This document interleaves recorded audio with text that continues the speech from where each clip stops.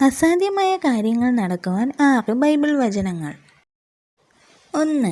ദൈവത്തിന് ഒരു കാര്യവും അസാധ്യമല്ലല്ലോ എന്ന് ഉത്തരം പറഞ്ഞു. ലൂക്കോസ് 1:37. 2.